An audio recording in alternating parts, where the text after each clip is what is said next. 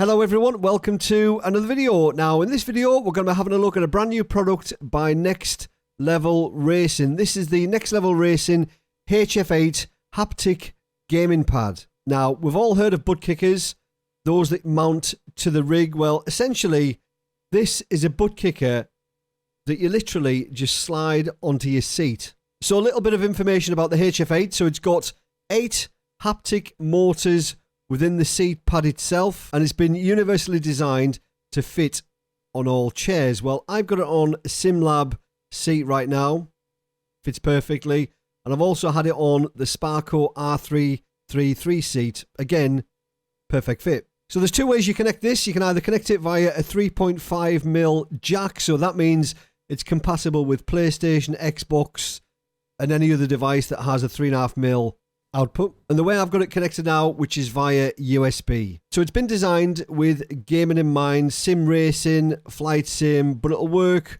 with music, movies, etc, etc.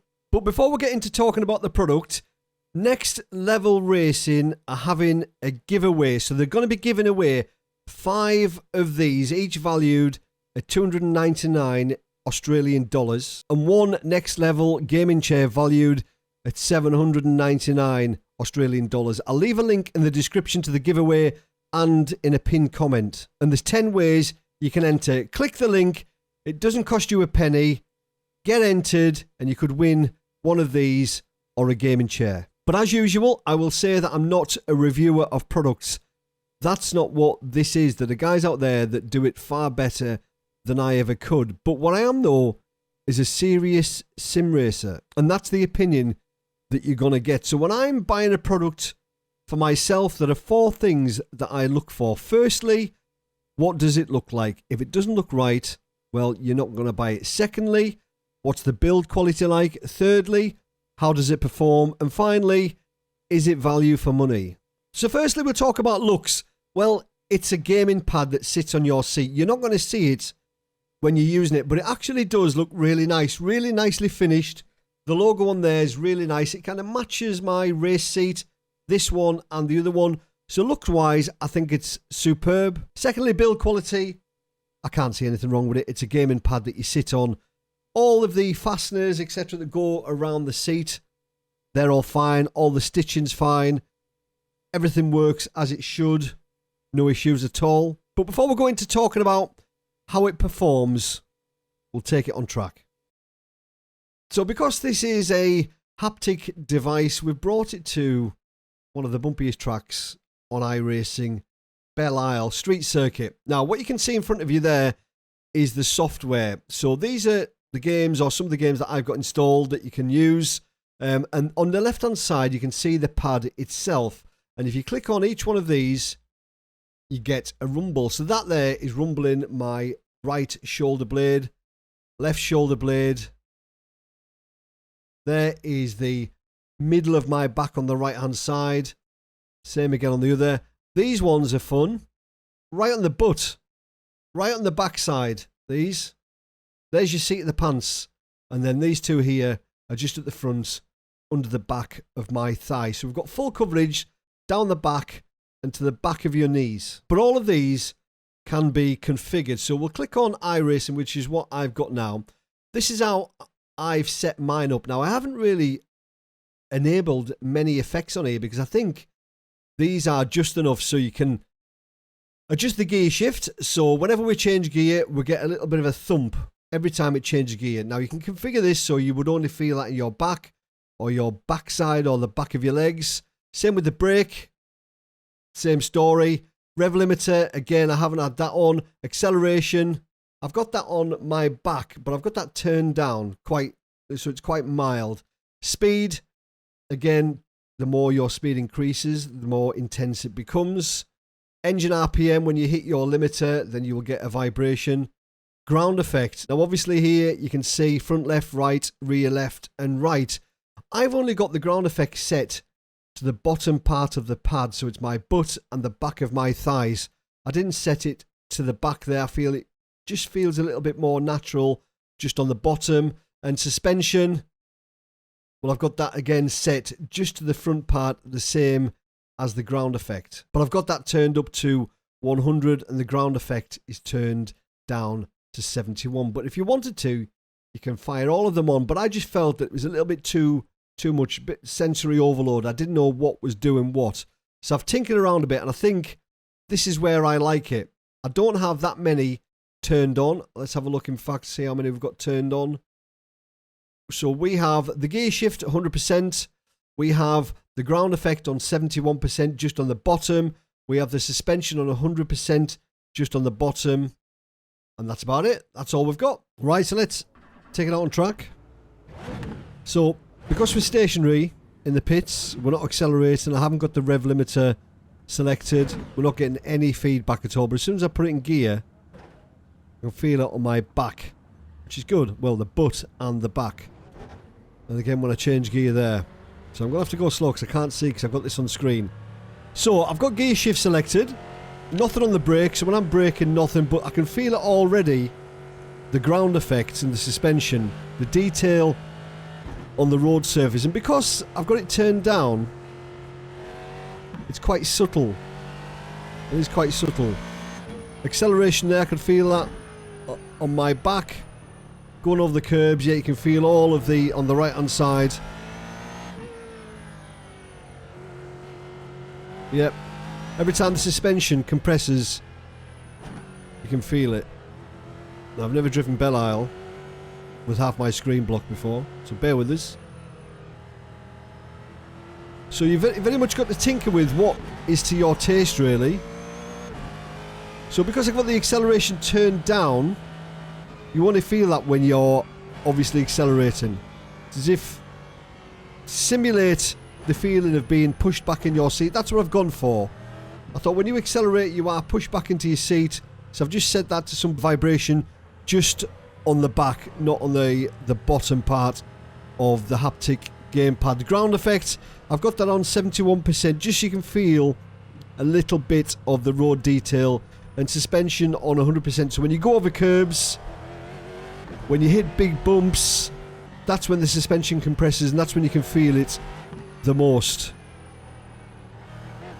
But it feels better than when I had my own butt kicker setups. I had two large butt kickers, one on the front, one on the rear, rigged up through an amplifier, and that was okay, but it was just a bit of a dull vibration I found.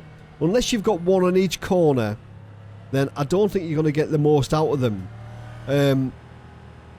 This is similar, however, it's localized to certain parts of your body. So right butt, left butt, your right and left legs, and on your back, you can feel it right in your shoulder blades. Yeah, you can definitely feel that when it accelerates. And obviously you can set it up so you can have it when you brake. So for example, if we wanted the brake on there, as soon as you brake and get into the ABS, try and get into the ABS here. Yeah, you can feel it. As soon as you get into the ABS, you can feel it. Now that might be useful on the likes of iRacing when you don't really want to be getting into the ABS of the car. There's loads and loads of detail there. There's loads and loads of detail. Where's my braking point? Oh, not there. That's a wall. Yeah. Into the ABS there. Definitely feel it. But I prefer that not to be on. I want everything to be subtle. That's how I like things. I don't like things overdone. It's the same with motion. If I was to have motion on my rig, I would want it to be nice and subtle. Just adds a little bit extra. You don't want what you can feel to overload what you can see. You want it to work together, which I find that this does. I've done lots and lots of practice with this on, and it actually feels like second nature. However, there are a couple of things that you need to bear in mind. So one of those is because it sits on your seat and it is quite thick, you can't feel the motors from this side, but on the back side you can definitely feel the motors inside the seat. So it is quite thick on the back and on the bottom. So I'm sitting a bit taller than I usually would, and I'm sitting closer to the screen than I usually would. So when you fit this, you would have to readjust your seat up, down, forward and back just to make sure it's where you want it. You stick this on, you're a little bit taller, a little bit closer to the screen. And you are going to have some wires coming out. So this is the control box here. So you can actually just turn this red dial up or down to increase or decrease the intensity of what you feel. But that's not too bad. I can hide that away quite easily. That's no problem. And then you've got obviously the power socket, which is running behind the rig. So you've got to make sure you've got a power socket and bear in mind where the cables are going to go. But I've got like a small hole on the side of this seat. The cables just run through there and they're completely out of the way. So performance-wise, I think it performs really well. It performs better than the makeshift butt kicker setup that I made, which was two Antilon audio, I want to say. The two large butt kickers. I had one on the front, one on the rear with an amplifier.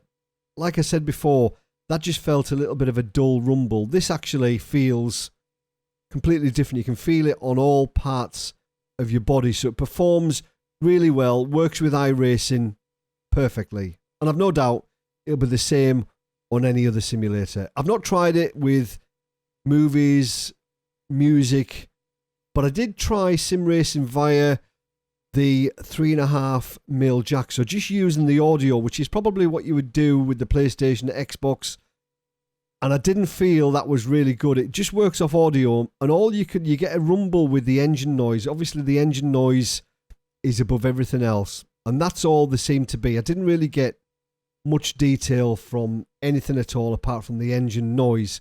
However, USB is completely different. So is it value for money? Well, this costs 299 Australian dollars. Is it worth it? Well, the butt kicker setup that I bought and made, well, that consisted of two large transducers, which were about £90 each. The amplifier, the speaker wire, and all that kind of stuff probably cost about 210 quid. So, yes, it's much, much cheaper than the one I made. And it's much, much better.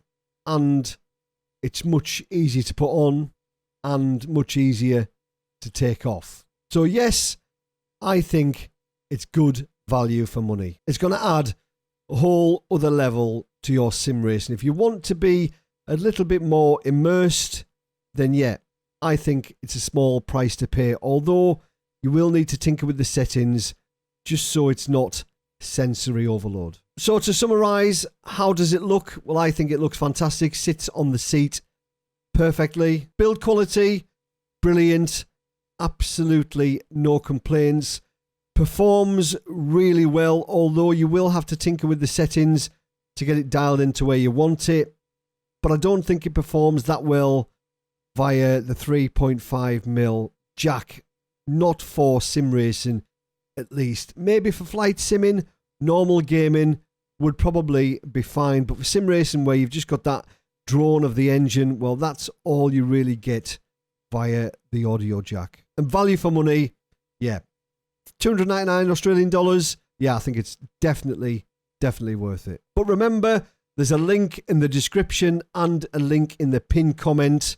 Next Level Racing are giving 5 of these away and a Next Level Racing gaming chair. I've got no affiliate links with Next Level Racing at all, so it doesn't matter to me whether you buy one of these or not, but I would recommend it as a sim racer. So I want to say thank you to Next Level Racing for reaching out and asking me if I wanted to try one of these, and talked about the giveaway, which you can find in the description. So Next Level Racing, thank you very much. But as always, thank you for watching. Have a great week. See you later. Cheers.